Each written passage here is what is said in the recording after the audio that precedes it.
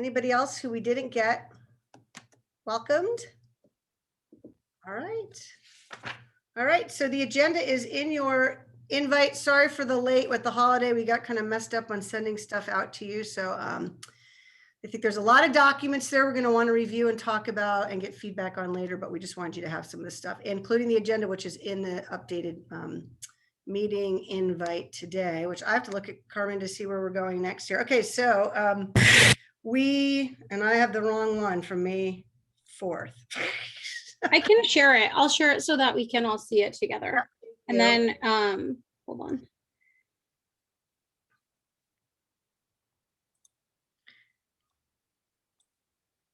Just real quick, I'll say, I know the first thing was normally Troy Duker's with us to do the legislative update. We've had some bad timing the last couple of months with him. So he's on vacation today.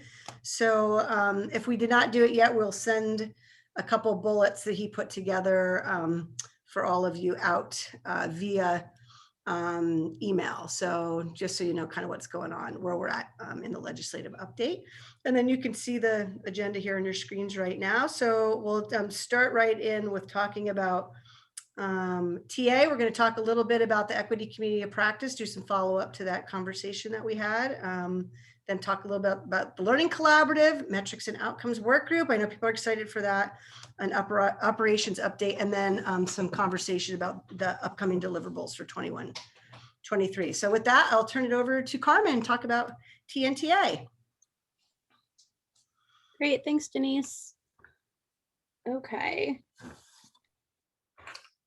So we, as you saw on the agenda just now, we're going to have a bunch of conversation around training and technical assistance that's upcoming, including the equity community of practice follow-up, the learning collaborative, and then some other documents that we have that'll be coming out to you. And just wanted to kind of lay some like groundwork understanding about where that's coming from.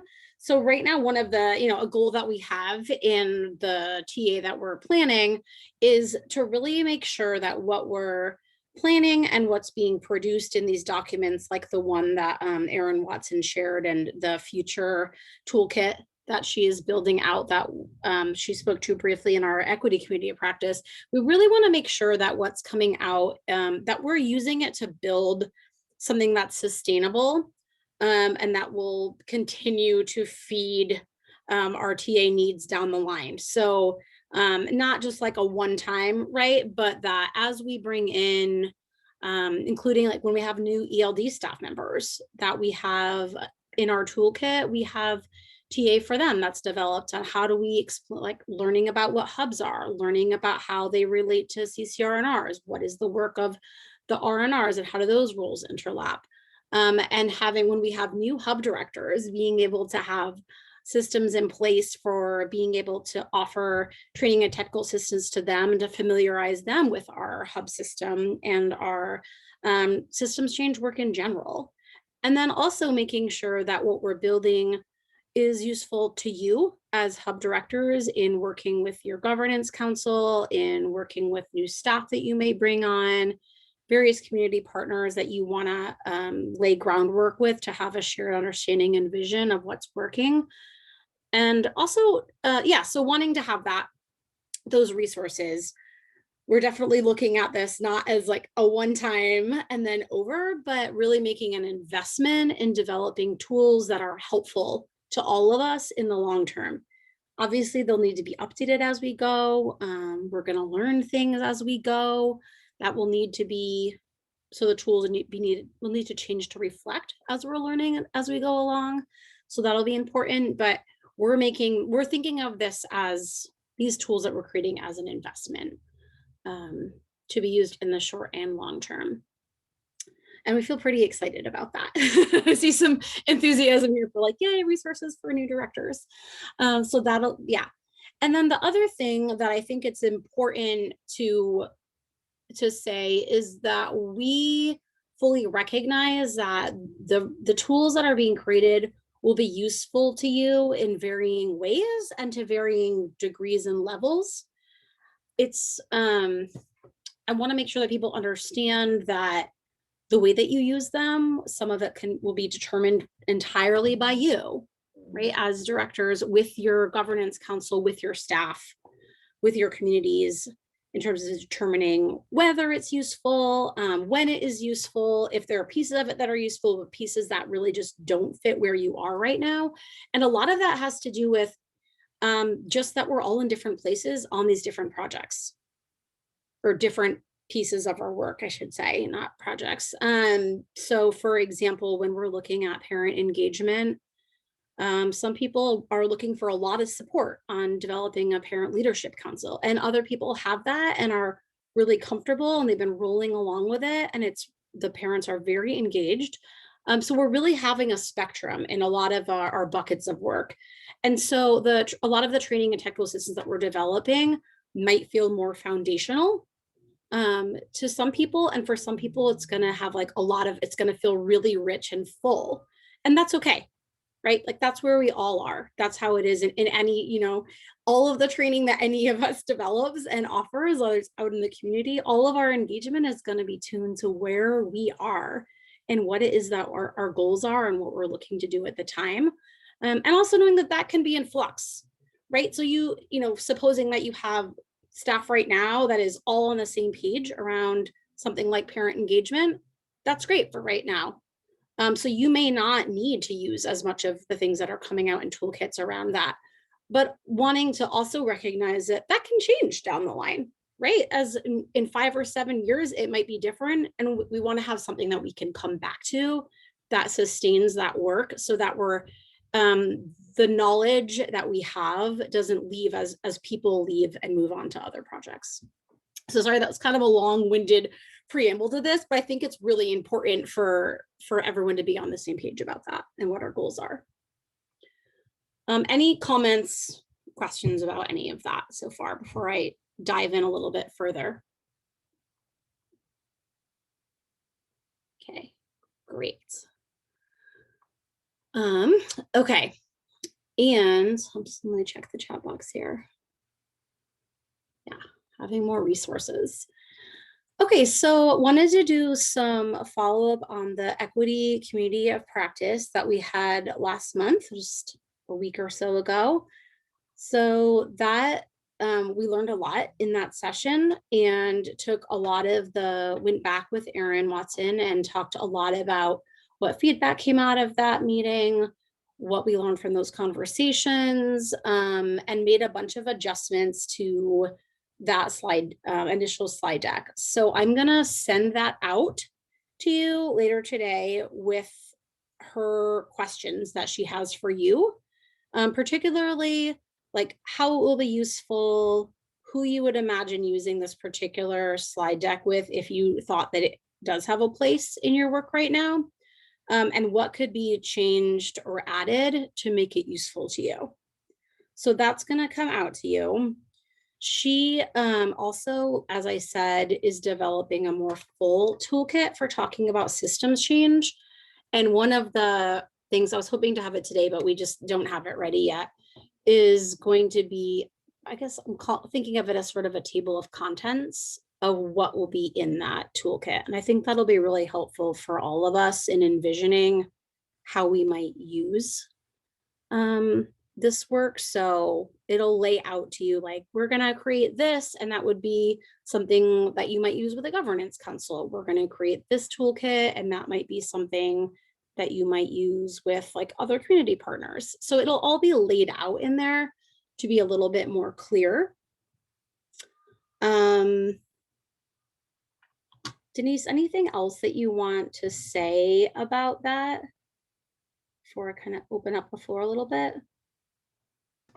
No, I think it's, to your earlier point, Carmen, it's really a work in progress about creating tools that you all can use and that your staff can use and your partners can use, et cetera, with the work. So it's for you. So we want your feedback. If there's things there like, I actually have now presented on, how it is when you start using tools and you find out like, oh, saying it this way doesn't work. I really need to like put some emphasis on this. So we would love to, again, in a, you know, in a learning way in our community of practice together, have that feedback back from you as you're utilizing these tools, and let us know what is and isn't working, or what additions you've made that we can share with the rest of the group.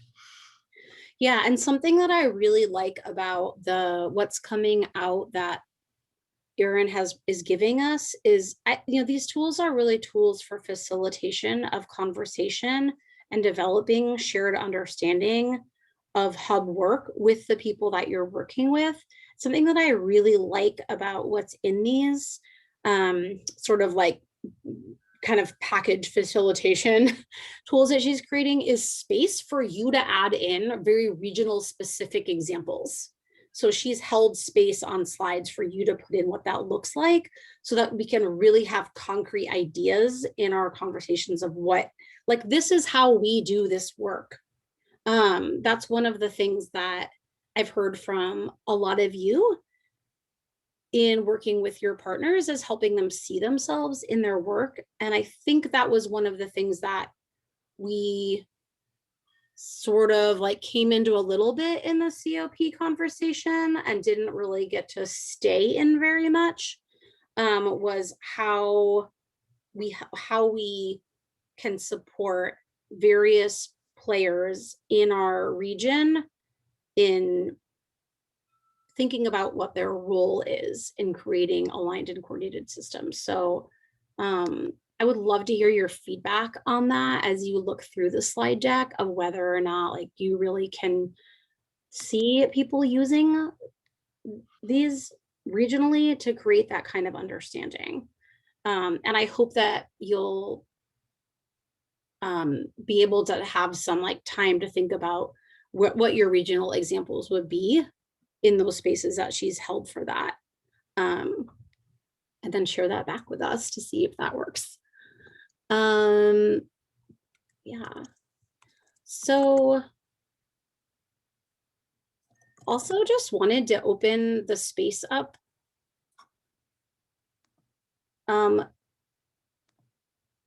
One thing that I felt like I learned in that last COP is that we're going to need even more like differentiated conversation about our systems change work, and to like really dive in with different players. Like it would be, we kind of opened up this conversation, or like, okay, like this is where we're, we have overlapping work with CCRNRs and hubs.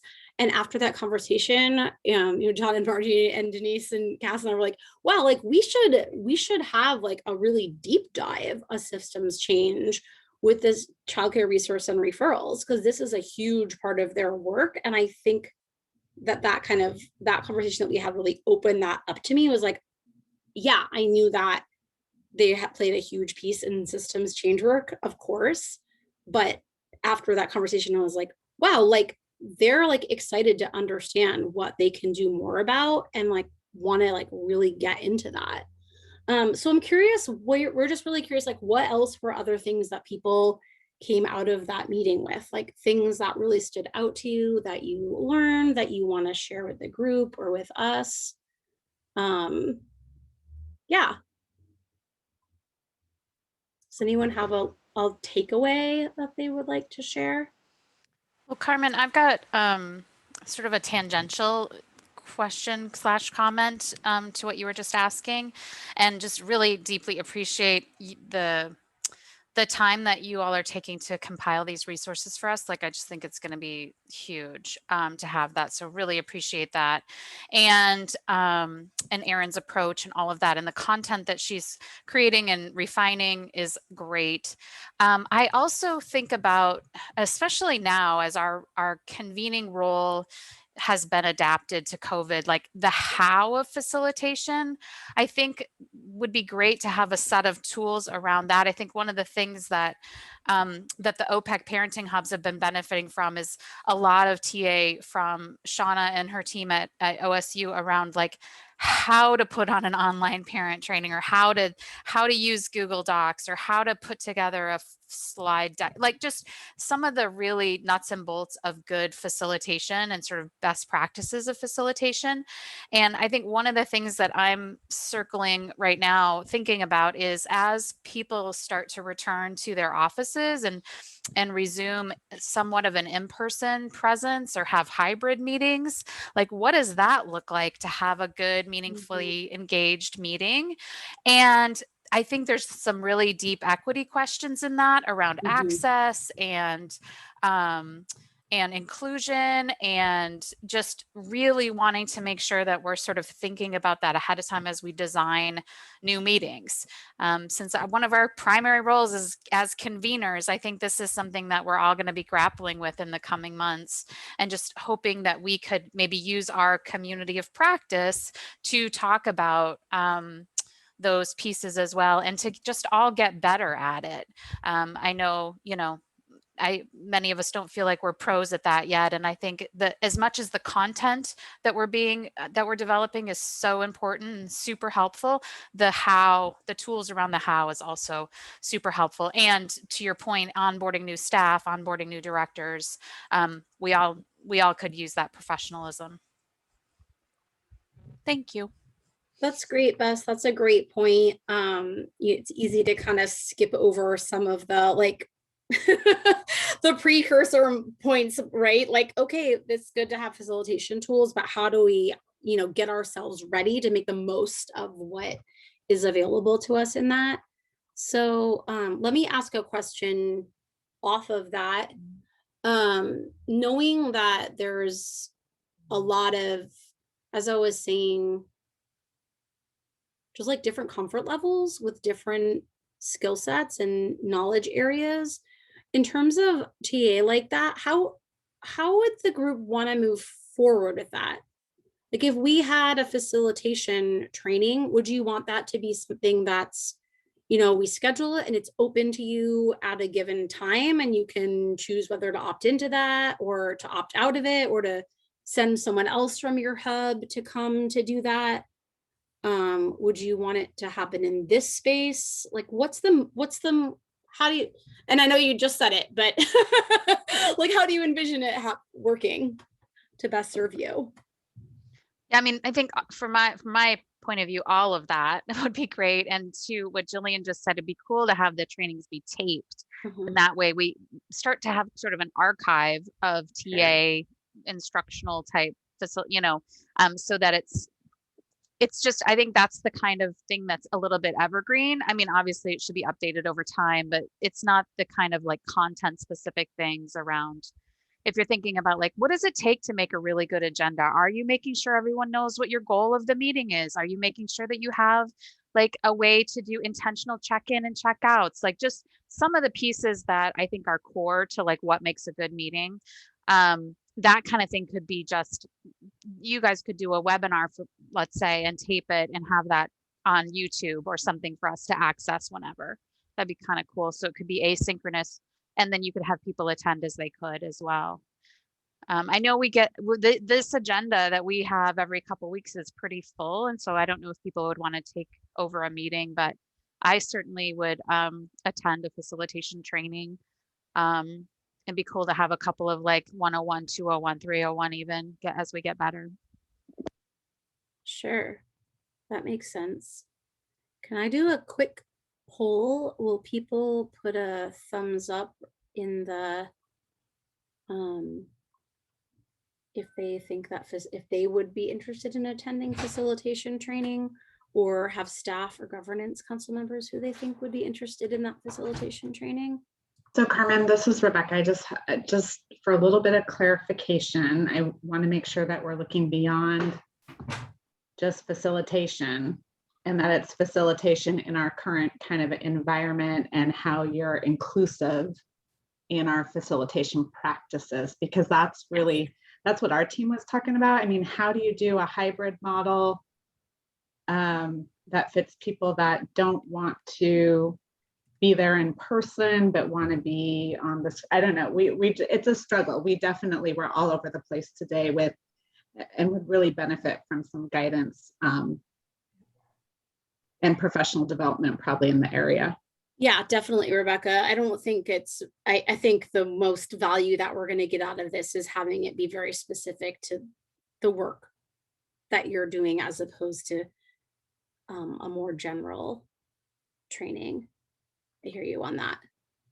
So, Carmen, Margie and I know we're on the same wavelength here. You know, we had invested a lot of money and tools years ago now. There's a lot of, you know, Rebecca, you remember with there's so many awesome tools there that I think would be a great time to start pulling those out, because what's nice is we can even do tidbits in these meetings. We could set up really a whole different schedule. Sorry, I got a plumber at my house here. And start sending some of these things out. Like, so the one on the agenda, there's one on agenda building that's so awesome. That would be helpful. So, and the other thing, again, in our community of practice together is, I think it would be great for us to collect from all of you. Like, hey, we did this and it worked really well on how to conduct a hybrid meeting. We got this tool from the OPEC conference. Those types of things would be great. And we could start to put together a cadre of things for you. I think would be awesome. I think too, you know, what you were just saying, Denise, about pulling from all of you, the directors, the hub directors, and the CCR&R directors. I was really struck by Molly's comment about kind of paying attention, which is what a facilitator needs to do. Is you're always aware of your environment and how people are responding, and then with that information, seeing who is engaged versus who isn't, and then really being able to identify, what did I miss? You know, what do I need to do to be more inclusive? So I just think that is such a great insight, Molly. Thank you for bringing that forward. And I think it might be a really good learning experience for all of us, especially as we're facilitating online and figuring out hybrid and going back to face-to-face. So. Mm-hmm.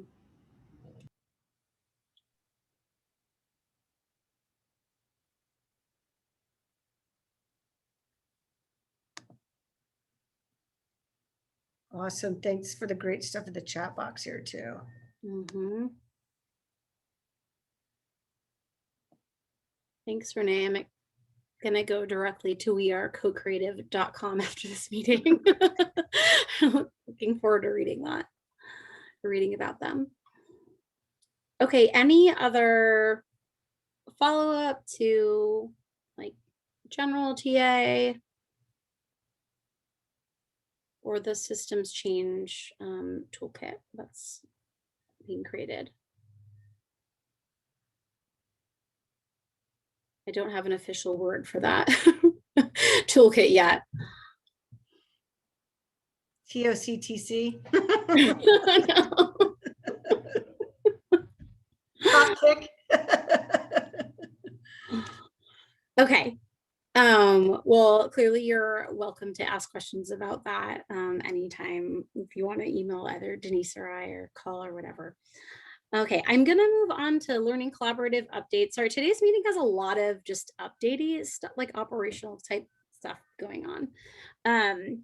So learning collaborative update, we went through the survey results of what people wanted to work on. We got quite a lot of response on that. I think every region did end up responding. So that was great. Thank you for taking the time to do that.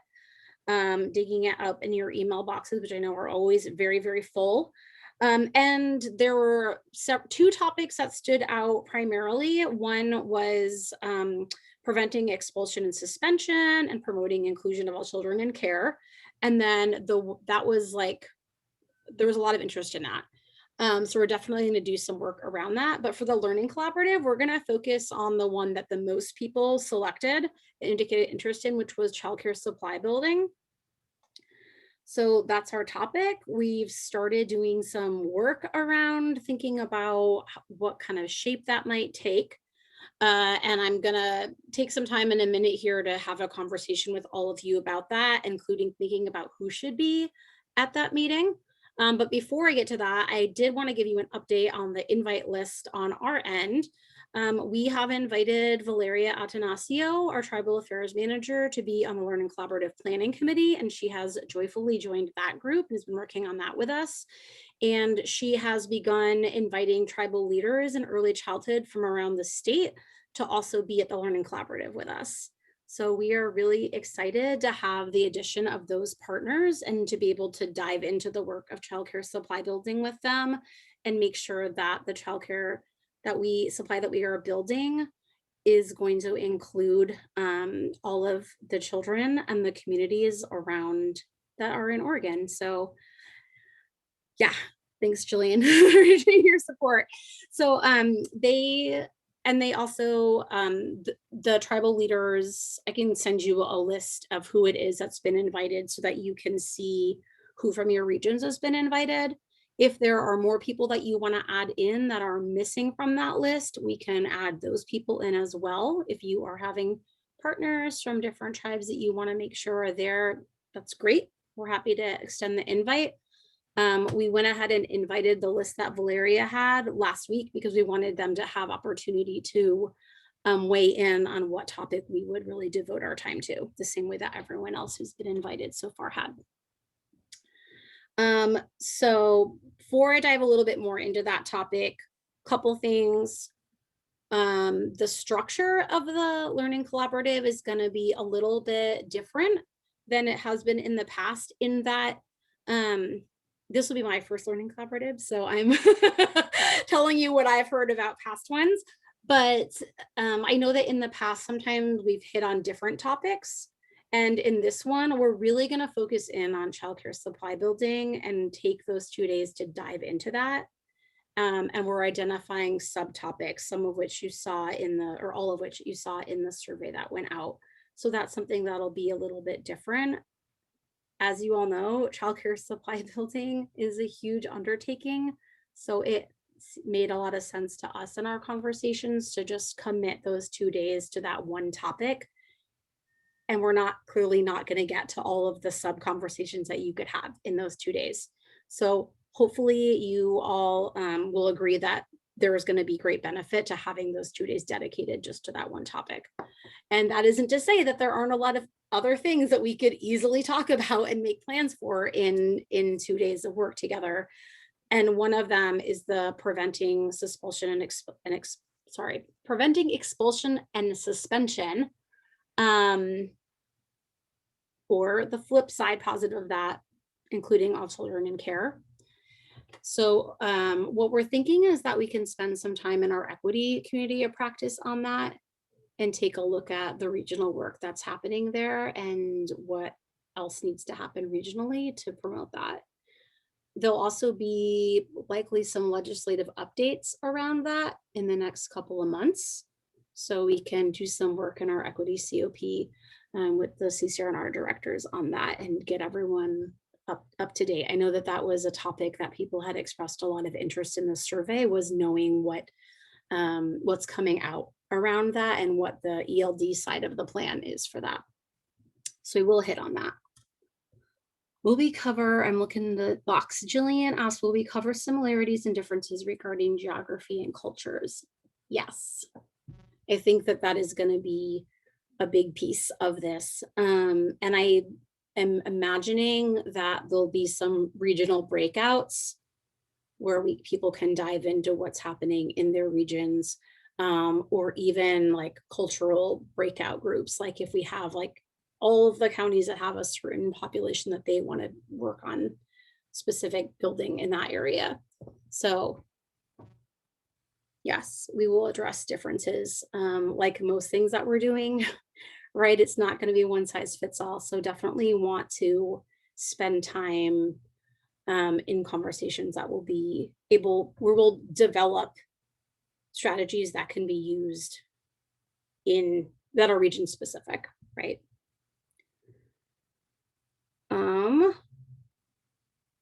Okay, so that being said, the number one request for work under childcare supply building was to look at workforce development and workforce career pathways, and not just generally, that was one, but that are culturally specific. So my question for the group is, who, if we're saying everyone, all hubs are able to invite 4 people or have 4 people in attendance from your hub, who do you imagine that you will invite to accompany you from your team or from your governance council team, from parent leadership, from other partners? And I would love to have this conversation aloud so that we can all hear each other's thoughts and help each other think about who we want to have on that broader invite list. So Carmen, just to make sure I'm tracking, this is Lisa. You're already assuming that you have extended the invitation or will be to the CCR&R and then also tribal partners. Is that right? That's So correct. That doesn't count in our 4, or does that count in our 4? It doesn't. Okay. And And the then CCR&Rs will also be, the directors will also be asked to think about and bring additional staff with them. okay, good. Well, that was another one of my questions, so that's great. And then when you say workforce development, that could mean a lot of different things to me. One could be educational pathways, one could be professional development pathways, so some of that training and that kind of thing. It could also have to do with retention, like how do we retain staff, which you might be thinking about all of that as a part of sort of the topics. But have you sort of winnowed down an area of focus on workforce development? We've not winnowed it down, and you're right that was some pretty vague language that I was using. So on the survey of topics that we proposed, or really like reflected back, here's what we've heard you ask for. Retention and recruitment of workforce or separate. I would say, and other ELD staff members jump in if you have a different perception, but I feel like in our conversations where we've said workforce, we have generally meant childcare, early childhood educators / childcare providers and administrators of larger programs, and have mostly meant, have been thinking about pathways into the childcare system as a professional, and then pathways along the way. And I absolutely agree with what I think I was hearing you imply, Lisa, that those are very intertwined with retention. Right. Right. So Like we know that people stay in jobs where there is Yeah. potential for growth. Yeah, sure. So you can't take those apart. So, okay, awesome. So like when I hear you say, bringing people into, that's both from an education. So like, how are we working with our high schools and having ECE pathways into community colleges? How are we working with our community colleges and our 4-year institutions? So like, I would want to make sure that we've got, that representation there. And then also I'm thinking about how do we, from a workforce development point of view, that building that business acumen. So, some of the work that we're doing, like with our small business development group, we've got a project I'm working on with City of Salem. So it's that kind of lens that I would be bringing after hearing this conversation.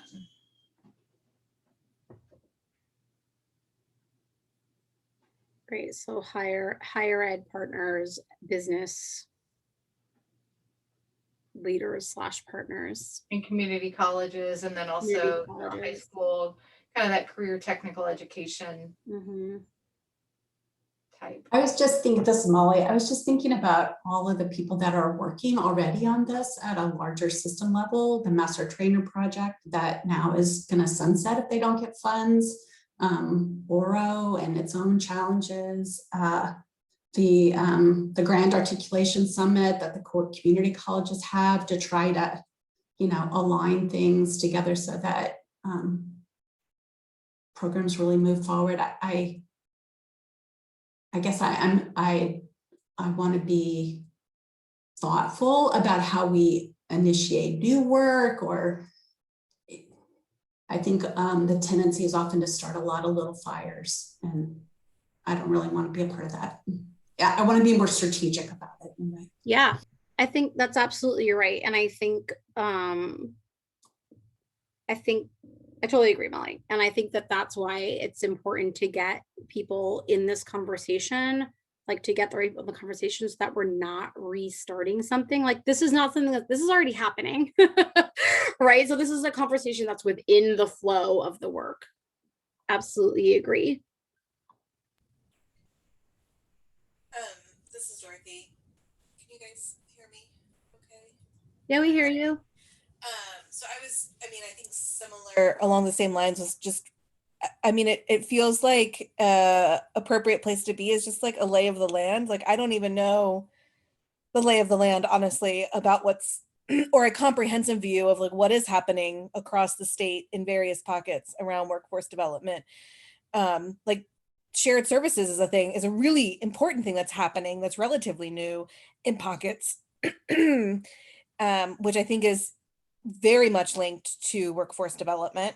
And in conversations I've had with Heidi McGowan, I've talked to her a little bit about that. And so like, I think about that. And I think one of the questions you were asking, Carmen, is like, how would we think about who we would invite from our community or from our region? And while I'm going to be out on maternity leave during this, I also like, we are like intertwined with our CCR&R talking about this issue. So like, I would not ever approach this as a hub director of like, who am I going to bring? It would be a conversation I'd have with my CCR&R director of like, who are the key partners that we're coming together as a region to come here and like learn what the lay of the land is of what is happening. And then where can we plug into that as a community? Because we're not already there. Where are there opportunities to plug into some of that? Like, that's the way that I think that we would think about it, because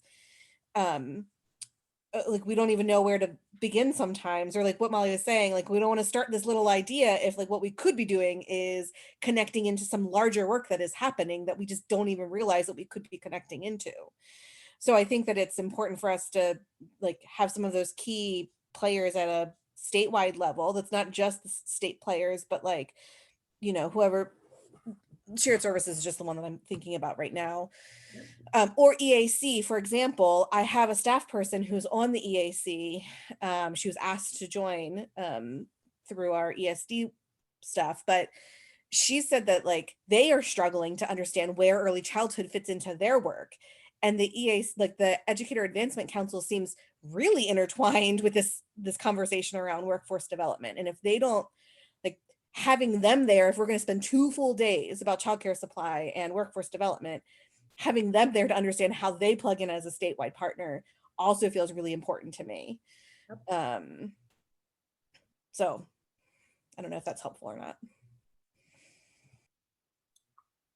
Yeah, that's definitely helpful. And I think you're spot on about, you know, the decision of who do we want to have at this meeting. That's, you know, why we're like brainstorming right now, because then hopefully we can take this list back to our partners, including CCRNRs, and be like, hey, like, here's what I'm thinking. Like, what do you think? Who do you want to have?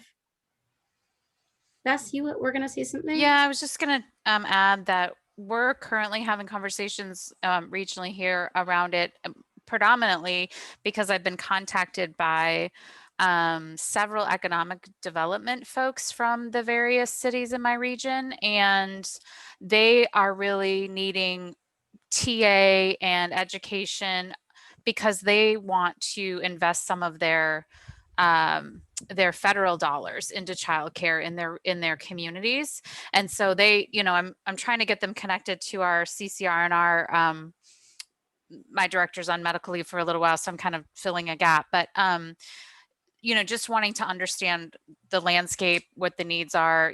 They don't have any clue. This is not their bailiwick at all. So just having conversations around like what that might look like and what it would look, what the investments might be. So that's another piece of this.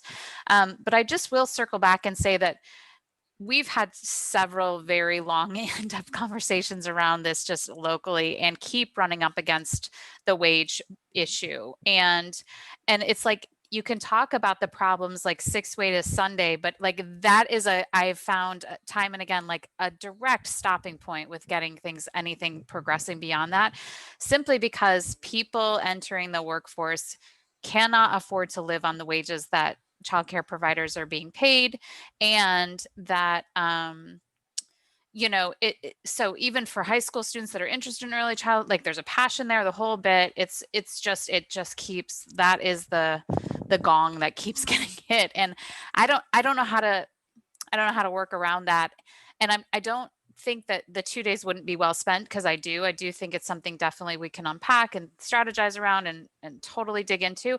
I just wonder, like with that type of systemic barrier in place that we don't have direct control over, even across our state agency, like I just don't know how, if we're going to come out of it feeling like, we've got some solid next steps to work on, and to Molly's point, that other people aren't already working on. I think, and hopefully my air conditioner is not too loud for all of you. My apologies. I just want to agree with everything Bess just said, because we've tried to plan so many solutions for this. We've looked at CTE programs for local high schools. We have high schools who are interested. The state won't approve a CTE program because this field is not considered sustainable or high wage for their students to go into. So then we have that same problem at the college level. And so it's a whole systemic issue around the wages. So we can't build a workforce, we can't maintain a workforce. And so we can do all of these wonderful things, but if we don't solve that specific problem, it's not sustainable. Yeah, no, great points. I think that's something for us to think about in the planning of this. I see Molly also pointed out that it would be helpful to know what the ELD's long-term plan is for workforce development in framing this conversation. I'm taking notes on the things that we need, pieces of information that we need in order to have a successful plan. Molly, do you want to add anything to that? Yeah, I was just thinking about how we're trying to coordinate with other state agencies too, who are just as invested in workforce development. It just seems like one of those complex problems that needs some specific local action, but the barriers that have consistently been identified are larger than what a hub is going to be able to address, which is why we just create a lot of little fires. But here's where I think the hub system has some strength in terms of systems change, is our ability to press from outside state government and say, you want this to happen, like, you make a change. We're going to tell you exactly where you need to make a change. You need to fix this piece, and that's going to produce all of this outcome. But I just don't want to miss an opportunity to use the system that way. But instead, if it comes like, well, we want you guys as the hubs to organize locally and you fix the problem, then it's not going to happen. Not on this issue. So. Yeah, you can't change what people are paid, or like whether or not higher ed is aligned. That isn't, yes. Correct. I do think that, one of the other sort of subtopics on this that there was a lot of like enthusiasm for talking about as a group at Learning Collaborative was the root causes of our childcare desert situation. So I think we should think about whether that should be a broader conversation, or maybe that's a pre-conversation that we have. Yeah, I'm thinking aloud with you here. Yep. And I do think that the wages, I know from my personal experience that the wage situation is real, and that it is a huge barrier also to recruiting from our immigrant populations and from in places where, yeah, it's a lot of barrier. Like my father grew up in poverty and worked super hard. Like he was successful at getting out of that, and had a lot of white privilege along the way that helped him. And when I said that I was graduated from expensive college and said that I was going into early learning, he was like that did not feel okay to him, because he was like, we just made this huge investment in you getting this education, and now you want a job where you work for $9 an hour. That's really hard. And that also happens in communities of color. That was also hard for some people in other parts of my family who were kind of yeah, we value education, but yeah. So I think that that's very real. And as a very real barrier, that compensation. It's really hard sometimes for families to support each other working in early learning, even though it is so valuable and they so value education, because they want their loved ones to have a strong economic foundation in their lives. So I think that is really real. And that when we talk about equity, those wages are, that compensation issue is very real. Beth says, I think articulating what we want the takeaway action items to be around this issue post collaboration would be crucial in developing the agenda and determining who should come. Yep. This conversation is reminding me of, it might have been Albert Einstein quote attributed to him. If I had an hour to solve a problem, I would spend 15 minutes on figuring out what's the right question and 10 minutes on solving it. I'm not 100% sure we figured out what's the question we really want to address, and it could use some more work, I think. Mm-hmm.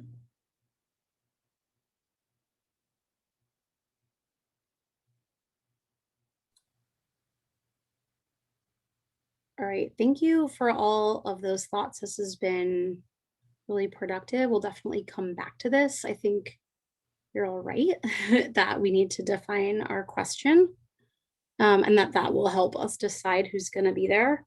I want to be mindful of the time and make sure that we get to the other updates and conversations that we have going. So as always, please feel free to, if you have follow-up thoughts on this, to bring that up with Denise and I, and we will follow up. Yep. Yes, part of the getting the landscape of what we're going to focus the agenda on is about what is happening and what questions you have and what outcomes you're looking for to get, what are the learning objectives for you in this, in these 2 days. So we want you to share that with us so that we can co-create this together. All right. So I think, Carmen, I'm looking at, let me just look at the agenda real quick. Where are you at here? Okay. So shifting to everyone else's favorite topic about metrics and outcomes and shared measurement. So as you all know, we've been engaging with Aaron Watson, who helped us first to develop the theory of change and now the toolkit, and now is doing some work around shared measurement with us for the 3 high-level goals. She's really specifically focused right now on goal 1 about the aligned, coordinated, family-centered system. And then we also are engaging with, of course, we have now a director of data in Alicia Miao. We have Jenny Mendoza on our data team. So finally, we're getting somewhere with that. And hopefully we have a data fellow coming on through a project with Harvard University. So more to come on that, but he will likely be dedicated to working with us and alongside the hubs as well. So we've got a lot of action happening in that arena, and we recognize, of course, the necessity in having some more clear metrics indicators and shared measurement. So that work, it looks like we've got a lot of things in the works right now to engage Erin Watson long-term. Nothing's set in stone yet, but our plan is to have a lot more time with her to help us figure this out together, and then to be able to give some individualized technical assistance to not only to the division, but to the hubs as well as you're doing this work. So more to come on that. And just to say, one of the things that we're doing, we're going to talk a little bit about the timeline we've been putting together for all the deliverables and the new statement of work, as well as the technical assistance with that, and talking holistically with the division about anyone who touches early learning hubs, that they are on that list so that we can finally kind of hub up ourselves on getting really clear on making sure that the dates that are in place make sense, and things to come. So, and of course, coordinated enrollment is a big piece of that, as well as our shared work with the CCR&Rs, et cetera. So all to say, we're going to form some work groups. And the first one I just wanted to tell you about is we're going to do a metrics and outcomes work group. And we want a couple hub folks to sit on that. It'll be an internal, external group with our data folks and Erin Watson as well. So if that is something, I know there's a few of you out there that this is of high interest to you, then we would love to have you participate. We'll get started this summer. And worry not if that is not your jam, it's okay, because we're going to have lots of opportunities to participate in work groups. We're kind of reforming that in really the shared development of all the things in that statement of work. And so pretty exciting, and hopefully Erin will be helping us really kind of full court press from the regional assessment right towards what those metrics look like. So if that's something you are dying to participate in, I don't know yet what the time commitment is, at least a monthly meeting. We have time to get these things in place. We've given ourselves for once lots of time, but please do shoot Carmen and I an email and let us know that that's a place you're interested in. And like I said, if not, don't worry, we have other opportunities coming up as well. So any questions on that? And then I'll go into, I have a few things for just an overall operations update for you guys. Let me just peek here. Yes, the damn org chart, I know. We want one too. I know, you guys, we know. One that has people's names and titles. So we're working on it. We're working on it. I'm laughing. I know Lisa's laughing. We just had this conversation in our check-in a week or two ago. So yes, we will press. We'll try to press someone. I couldn't resist. I'm so sorry. I really couldn't resist. I think it was Beth that said it, I thought. Okay, let's see here. Just make sure I'm not missing anything. And good, awesome. Okay, so other things that are happening. As you know, we're in the time period of where the statement of work is with procurement and OD. So I have no update on that per se. We'll see. I just pushed on them actually. I thought it was a good Friday surprise for some colleagues to say, I'm going to start calling ODE myself. I want to know what's happening and what the schedule is, because we're not going to be in the same situation we were last time. And I did that on behalf of myself and Anne with coordinated enrollment. So I did get an answer from the grants director, and I got somebody from ODE to get back to me on where our KPI amendment is as well. So it looks like we got a little bit of movement on that. I'm not at hysteria point about the hub grant at this point. We're just 60 days in. So more to come on that. The KPI amendment, because ODE got back to me, that was very promising. They understand the tight timeline that we're on that. And I know I had an email from a couple of you. I will send something in writing that says, these are your amounts that you are getting. And of course, knowing how we operate with procurement, especially the money that expires June 30th is not likely to get to you prior to that date. So we would like you to back end that as much as you can. But if people need that for their own processes internally, I'll provide an email that says that. But I feel hopeful that it's actually in process. We didn't really, it's just a money change and a very little bit of verbiage about what the focus is for summer funding. So that is in process. One of the follow-ups for today is we redeveloped the reporting tool. We actually had PSU go over it and look at it as well for the KPI summer funds. As you'll recall, we will report monthly. We'll combine, of course, April and May, since probably not much happened in April. And that will then be due once a month. We just need it for the legislature every 30 days. So the end of June, June 30th, if you've done things with the dollars in this period, that'll be the first report. That'll be your April, May report. Then July 30th for things that happened through the month of June, et cetera. So it's, we took some things out. There's pieces in the KPI report as it currently exists that I think are important that we need to know. What partners did you engage? Were there new partners? Were you doing things with families and children, or were you doing professional development? So it won't look shockingly different to you in any way, just that we removed some things that we didn't think were important in the monthly report. Feel free to give me any feedback on that when that comes to later today as well. And then, what else am I forgetting to tell you? That's it. That's what's happening with those pieces. And I think if people have more questions about what's the deliverables timeline, et cetera, look like we're going to get into that in the next section. So Denise, hi, this is Francis. Where's the amendment? Where's the amendment? For KPI, you mean? Yes. Yeah, I actually had a conversation with ODE Friday. So I don't know what the exact timeline is. She was asking me about just why the numbers were different than what we had originally said, because as you know, I moved some money around. But I think it's a very small change that they have to make. So I suspect we will have the amendment sometime in June, probably late June. That answer, Francis? It's not the answer that I want, but I know. I guess that's the answer that I'll go ahead and take. I think this process has been a little frustrating. I'm not going to speak for all the hubs, but I am going to speak for Multnomah. So, first of all, trying to ensure we get the money back out in the community, right? Mm-hmm.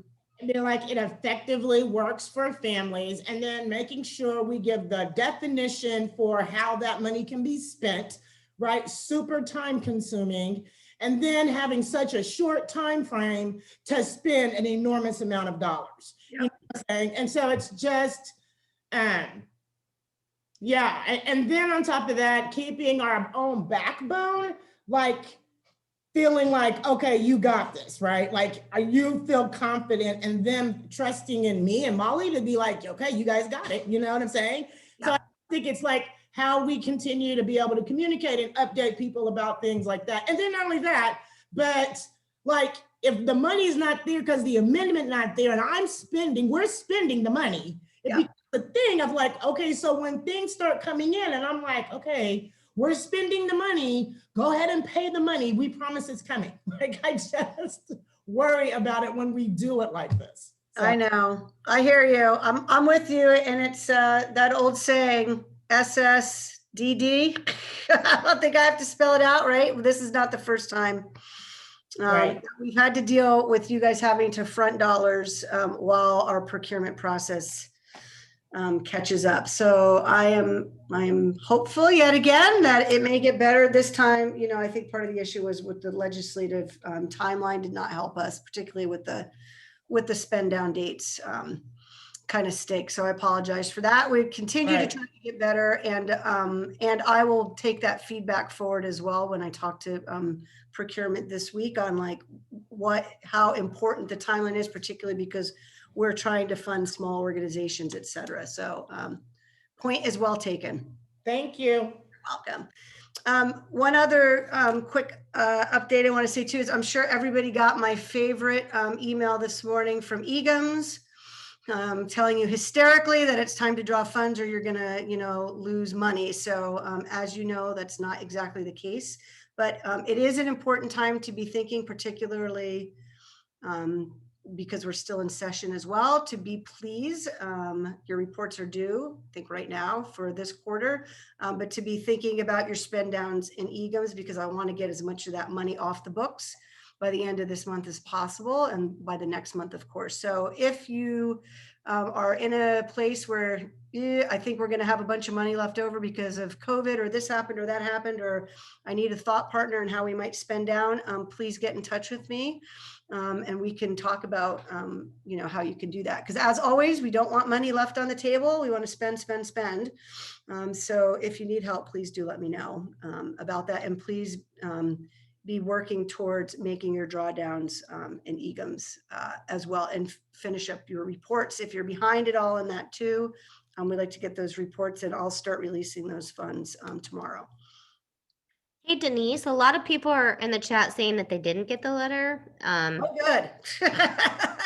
Well, but if there is such a letter that's gone out, maybe we could find it and share it. I can forward it. It's just the thing that says you have grants expiring June 30th, right? So the reason that some of you might not be getting it, depending on the structure in your organization who does the draw in EGIMS, it'll be those, whoever's in EGIMS as the designated person to make the claims in your organization. So I can send out a general, I got CC'd on like 60 of them this morning. So they send it for the different funding streams. But just a reminder, of course, June 30th is the end of the biennium. So if you are sitting on big chunks of money, it's time to start figuring that out and having a conversation with me if you don't think you're going to be able to spend everything.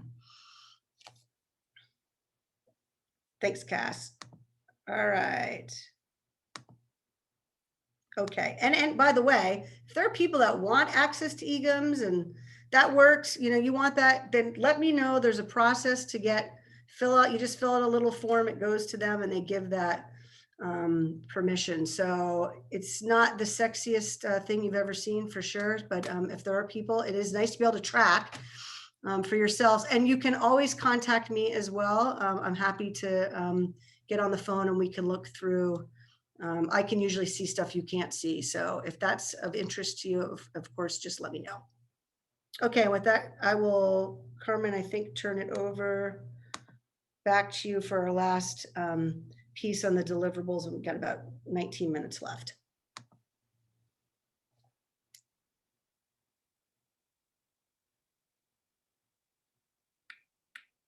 I think where is she?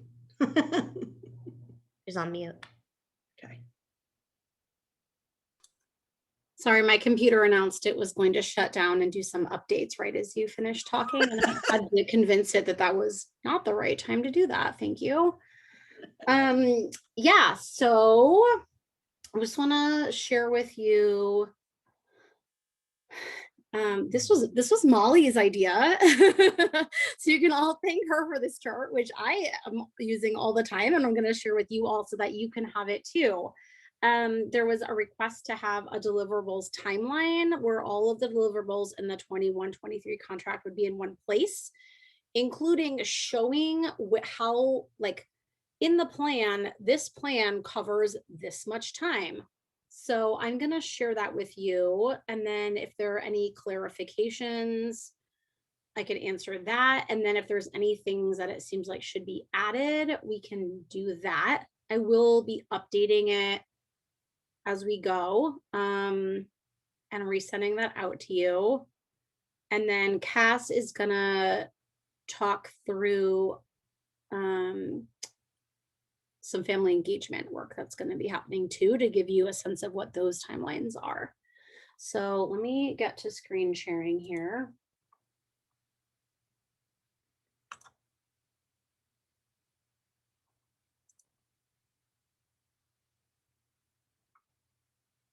Nope, that's not the one I want. Sorry. Try again.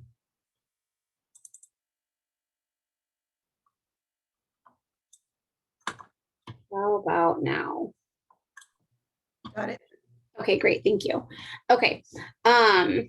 So move you all where I can see. Okay. So on here we have starting I set this back to September 21, even though that's the month before your contracts start, because I wanted to put in this piece of shared work between the ELD and the hubs. This is when our shared metrics are being created. So that would be work that's being done. Oh, it's telling you my screen sharing is paused. Can you all see me, or is it? We've got it. Okay. So that's on here, just as a placeholder in our minds so that we can think forward from there. So October to December, I'm not going to go through this whole thing, I'll just highlight some things, is planning for staffing, because then we have that deliverable of having the minimum of 3 FTE staff in place. So the deliverable on the contract is, or the grant is January 1st, 2021. So that is indicated here starting, and then that staffing requirement goes through the extent of the contract. So that bar follows all the way across. And then January 1st, there's a work plan and budget due. And I have noted here what time frame that work plan and budget covers. And then we can follow the bar across to, okay, and then the next January, we have another work plan with budget due for that year. A couple more things that are in here. We're working from current regional plans that you have. And then March 1st, 2023 is when that 3-year regional strategy plan that we've been talking about is due. So that's here. And then that will cover all of the next 3 years. So hopefully that is helpful to people to see all of the deliverables laid out in this way, where you can, I'm hoping it gives some support in the flow of the work that's in the contract. Another piece that is really important is we are going to have a second round of PDG strength and needs data that's going to be fully available somewhere in July or August of this coming year of 2022. Initially in the contract that you have last seen, the regional assessment was due in the late spring, early summer. So we've moved that back, because now that we know when that data is going to be available, we want to be able to use that in our regional assessments. And PSU is working on that, is in charge of that project, and Beth Green is in the next week or two going to have a timeline for us of which data will be ready more specifically, what the timeline for that is, because there's a bunch of different chunks of information that'll come out of that. So we'll get that out to you as soon as we can, but just want that to be on your radar. Does anyone have any questions about this? I'm gonna save it as a Excel sheet and share it out to you after this meeting, unless there are things that could be added in. Hey, Carmen, this is Lisa. I think this is super, super helpful. Thank you. Thank you. Thank you. Thank you. So what I want to make sure I'm understanding, so is our current EC sector plan is good through September 2022. And then we've got the next one due as a sector plan. And then there's a regional strategic plan that is in March of 2023 for a 3-year plan. And I'm assuming the distinctions between those is, I mean, a strategic plan is a little bit different than a sector plan, right? So the regional strategic plan is all encompassing for all of the work, whereas the sector plan is really, we're not changing. I mean, there may be some changes into what we put in that, but that sector plan is focused around our priority populations for the most part. Is that correct?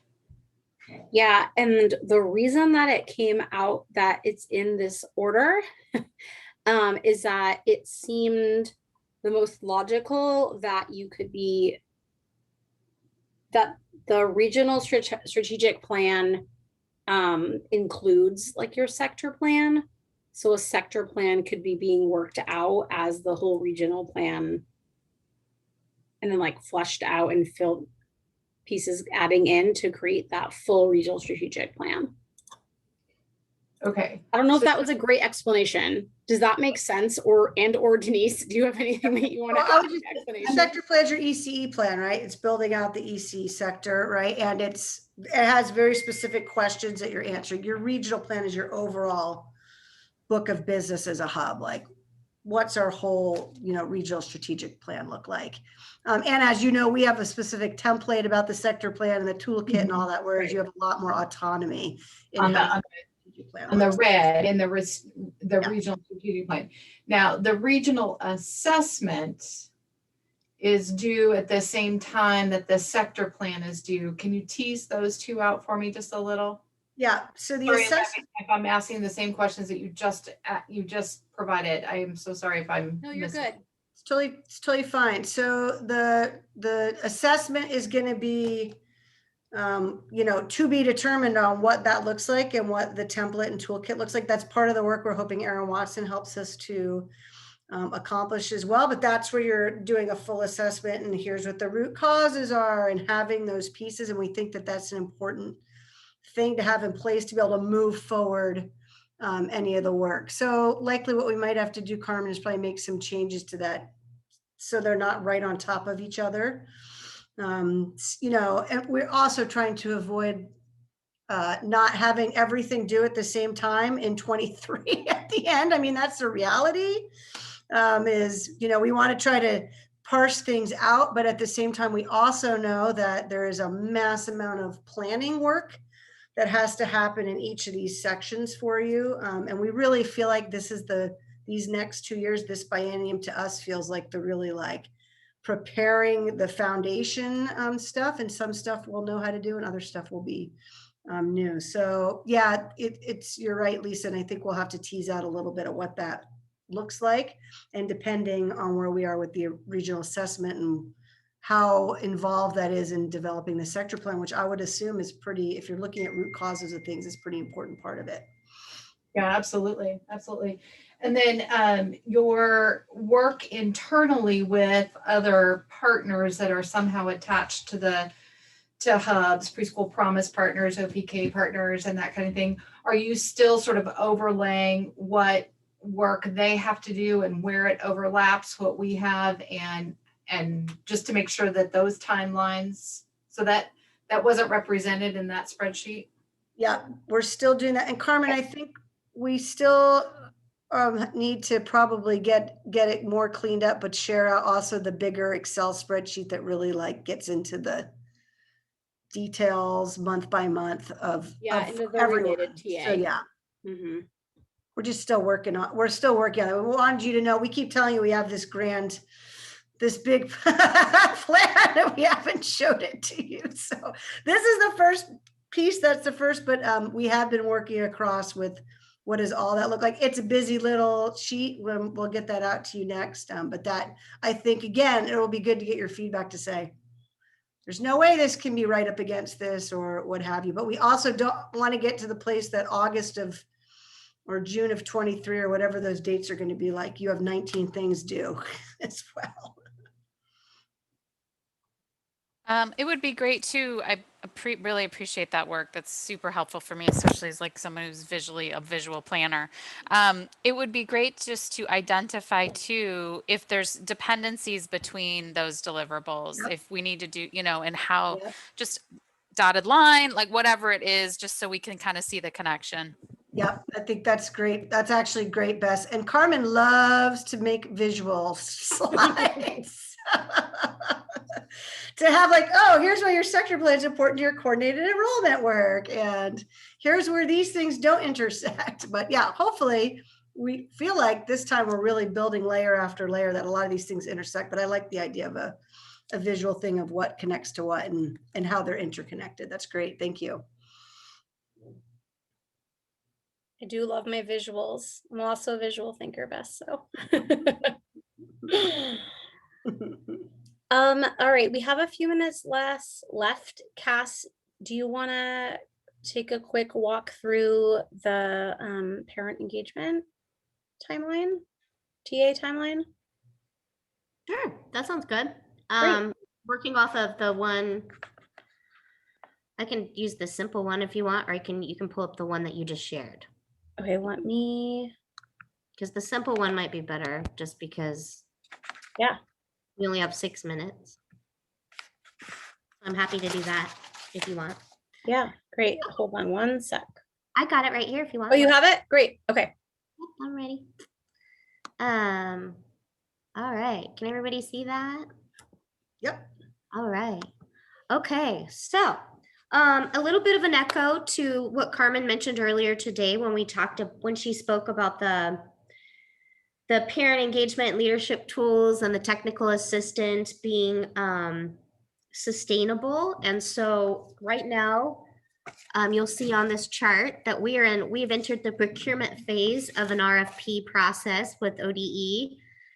And as you can see, I have no control over this, but that this one takes the longest of everything. But I worked with Carmen and Denise to kind of plug in this time frame to make sure that it landed correctly with your other work that you have going on in the chart that you just saw a few minutes ago. So that kind of gives you an idea of how it got developed. And when I think about the RFP that is in this process of getting released, one of the things that it was really important to me for a contractor was to build and develop the technical assistance and the tools that provide not only the current reality of the training and technical assistant needs based on where different hubs are in this work, in this system work, and then also providing some sustainability to keep moving the work forward and upward as you kind of vision the continuum engagement ladder for parent leadership and engagement. So that was the model and how I used to develop the statement of work for this project for these dollars from PDG. And hopefully it will provide the sustainability by providing the tools for onboarding new staff as well as new families, and including the compensation mechanism that allows for the transitions of right now where we're still mostly virtual, but going into maybe some hybrid meetings and then ultimately back in person. And I was really excited to hear about the want and the need for agenda developments and things like that that will really help move some of this work a little bit maybe quicker in some of these spaces. So, and lastly, when I think about as you look at the time frame and see some of the work that I have laid out a little bit, that we also think about using some of the community of practice equity time to do some of this work, given that parent voice and parent leadership is equity when I think about the system of early learning. So I'll leave this up. I did it very, very basic so that people could ask as many questions as they needed to. So if anyone has any, I'm more than happy to answer.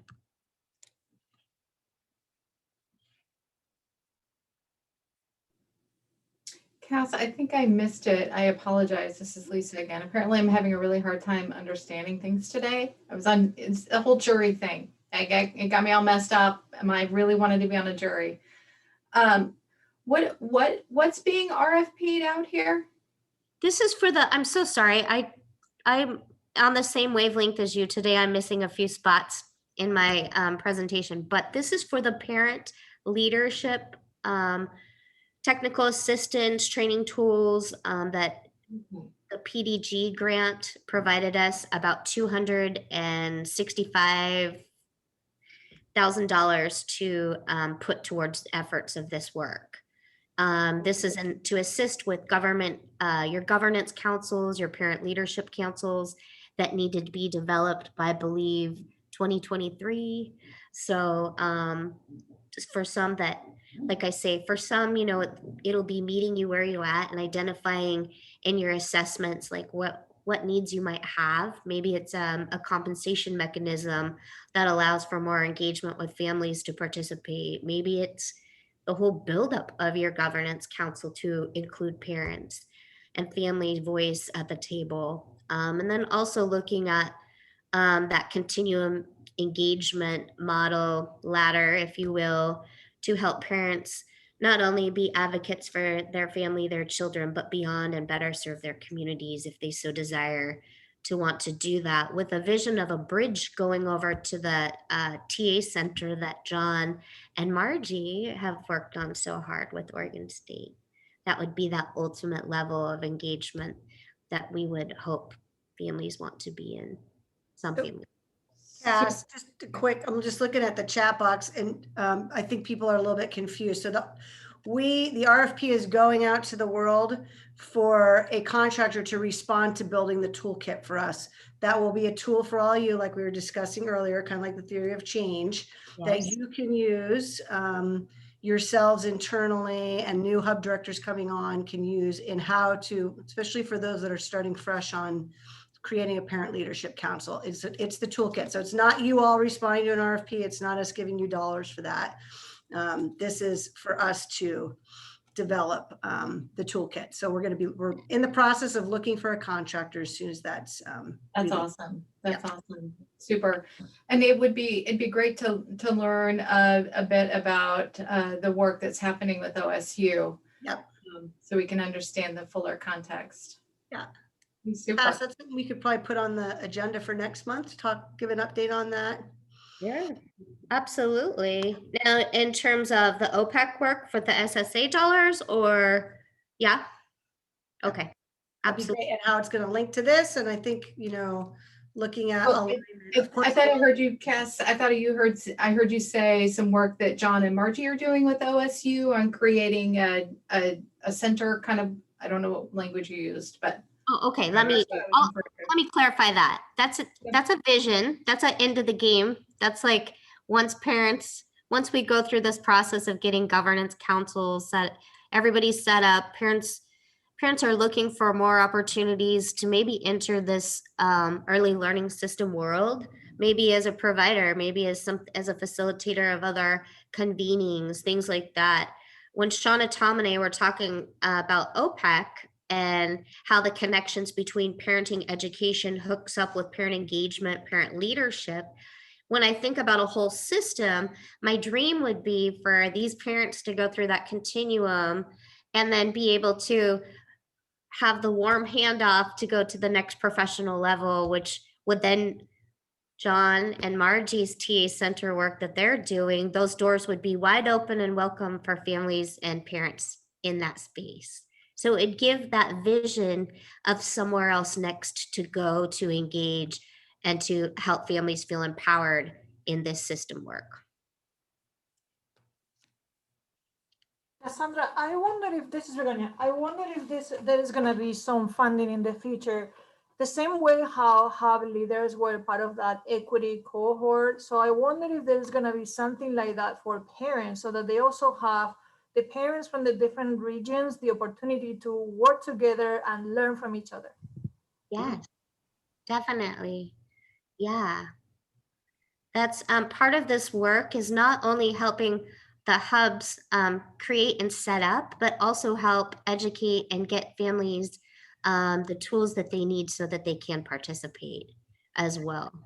So kind of like a dual capacity going on, parallel training at the same time. Thanks, Awesome. Cass. Thanks, Cass. Well, I want to be respectful of time today.